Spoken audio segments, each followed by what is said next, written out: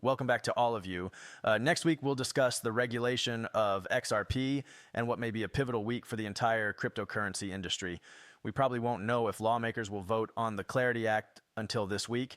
The outcome of this vote might change how yield, DeFi, stablecoins, and cryptocurrency function in the U.S. for years to come. Paul Barron just published his second analysis of the Act of Clarity. It demonstrates the seriousness of the situation. According to Paul, platforms like Coinbase, Kraken, Gemini, and others could suffer greatly from the senator-backed Brooks yield compromise. The fact that regular consumers or normies can lose considerably more, however, is more significant. Why? Because we may no longer be able to profit from our cryptocurrency. It is anticipated that Robinhood will emerge victorious in this instance. They currently pay returns in U.S. currency and deal directly with banks. Robinhood transfers funds into Vanguard and distributes a portion of the profits to users. There's a catch, though. If Coinbase and other cryptocurrency platforms are removed from the game, Robinhood will lose actual competition. Additionally, getting rates back is simple. Reduced to zero after the competition has ended. This is the result of Congress creating a lobbyist-run monopoly. Due to its high yield, cryptocurrency is attracting a lot of interest. This is how many individuals earn money. And the old financial system is weak because of precisely that. Consider it in this manner. Your savings or bank account funds could be converted into a steady coin that would yield 4 or 5%. Conversely, the majority of banks pay less than 1%. Crypto demonstrates this inequality, which is why the bank group is making such a strong effort to halt it. This is the reason it's crucial to stay ahead of the curve in the stock and cryptocurrency markets before we continue. That leads me to something I want to share with you right away. Checking out the 100x Club membership could be worthwhile. Learn how the top investors think if you want to start ahead of the game and accumulate actual money over time. It includes unique weekly stock alerts for stocks that have the potential to increase by 100 times, cryptocurrency insider alerts, a rich mindset framework to help you create lifetime wealth, top 1% positioning strategies, the 100 stock formula, and a comprehensive 100x your wealth system designed for long-term thinkers. The pinned response has a link to it. Now, let's discuss the current events in Washington. Crypto in America wrote about this subject as well, and they made some very significant points. The largest last-mile issue is stable currencies, which lawmakers are still attempting to resolve. In particular, this is what many refer to as the interest rewards trap. Due in large part to vigorous lobbying, many Democrats are now extremely concerned about this issue. Pressure. But it's not limited to Democrats. Republicans are hearing the same arguments. This issue will be resolved by the bill.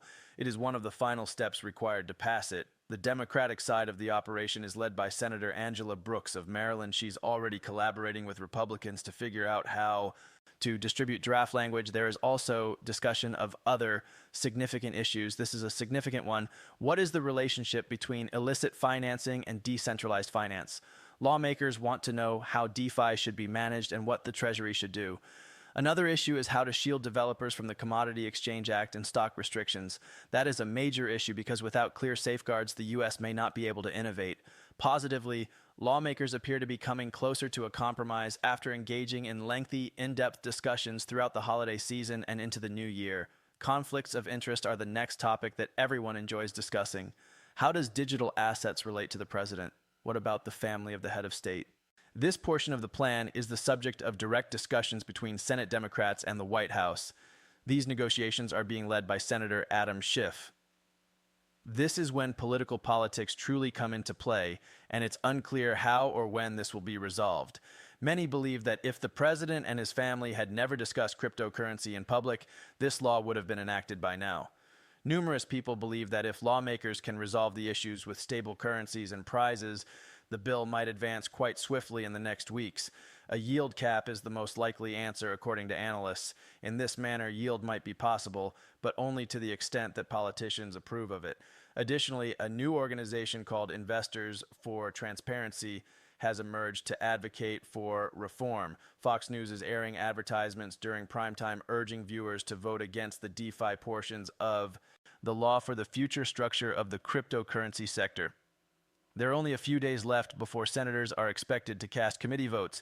DeFi is one of the bill's most contentious provisions. This is true between traditional banks and the cryptocurrency industry as well as between policymakers. Not only is this challenging, but the majority of non-crypto individuals have no idea what DeFi is. They are unaware of the arguments of why it matters or how it functions. All they know is that the president enjoys cryptocurrency.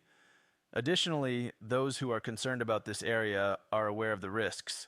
However, the majority of individuals are unaware that these discussions are happening.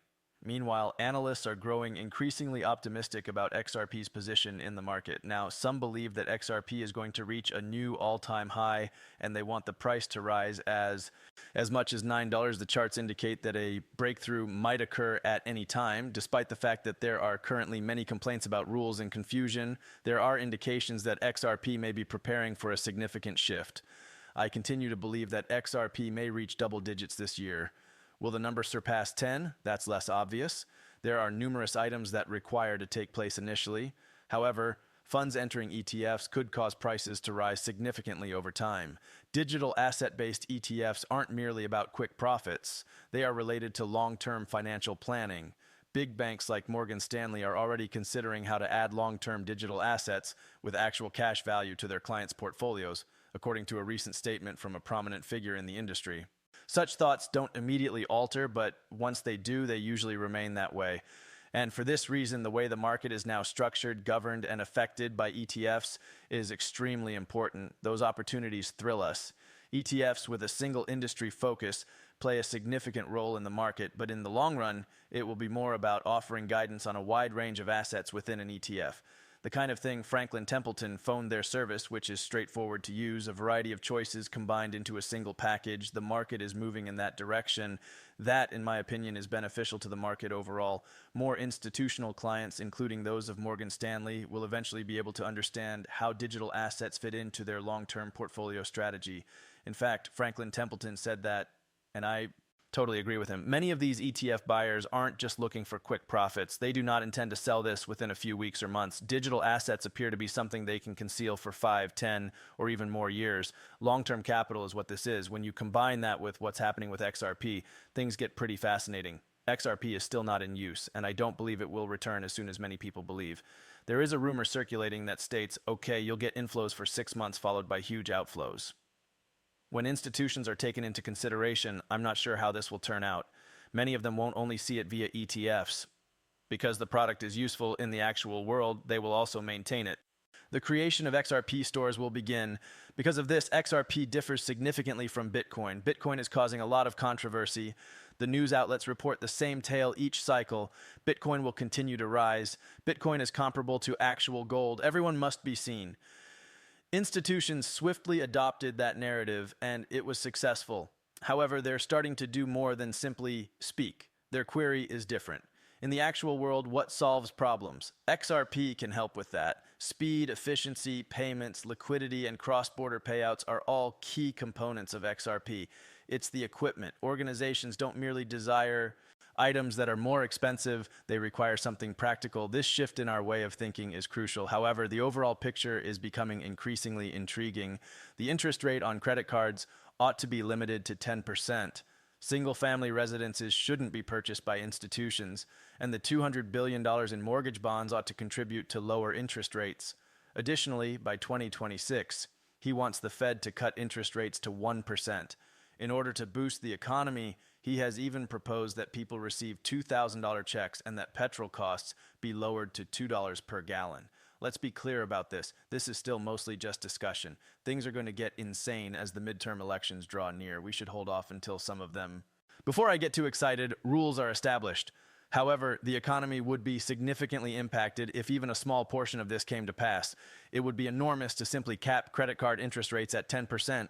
If interest rates weren't 20%, 25%, or even 30%, just think of how much more money people would have each month. That is money that could be saved and invested in cryptocurrency or stocks. As we'll see how much of this becomes policy before then, though, this figure gives you a clear picture of what's happening.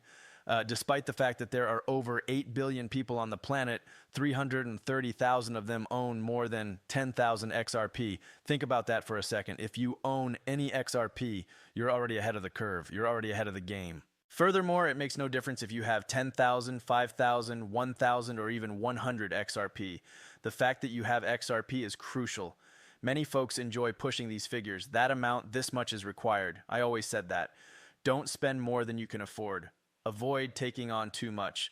It's a lot. Being constant is more crucial than achieving a certain goal. Listen carefully to what is being stated. Around the end of 2026 or the start of 2027, XRP may reach $10,000. That's a bold guess on your part. To be clear, XRP needs to accomplish a lot in order to reach that point. Well, banks should quit attempting and start using something to its maximum potential. A genuine feeling of shortage must exist. Institutional adoption must accelerate. Utility, not gambling, must be the primary factor determining prices. However, let's discuss point of view. How much XRP do I need is a question that many people ask, and the numbers are rising. XRP at 10,000, 20,000, 50,000, and 100,000.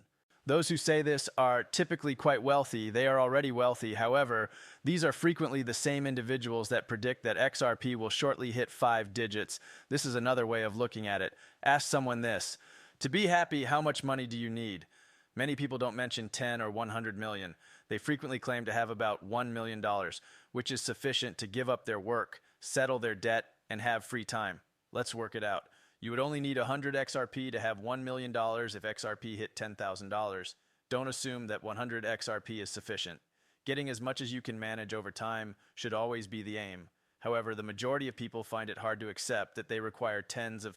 To make it, thousands of XRP were needed.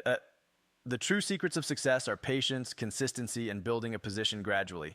Adoption will take care of the tough lifting. I believe that XRP will eventually transition from being a rumor to being fully utilized. After that, I think the cost might increase significantly, possibly to $1,000 before it begins to fulfill its full potential. Once the price may start to soar to far higher levels as more banks join, new central banks create digital currencies based on the XRP system, stable coins launch, and the demand for liquidity increases. That is, unless the price has already been established at thousands of dollars and Black Swan Capitalist was correct all along. But keep in mind this crucial point: the price of XRP is not the only factor that makes it profitable. Everyone who owning XRP would immediately make you $1 million. The value of the US dollar would be nearly zero. The point is not that. The true winner is a financial system that is more efficient, understandable, and user-friendly. Regardless of the final price, 3, 4, or anywhere in between, you must get XRP early if you want to be a part of that future. Take a listen to this quotation.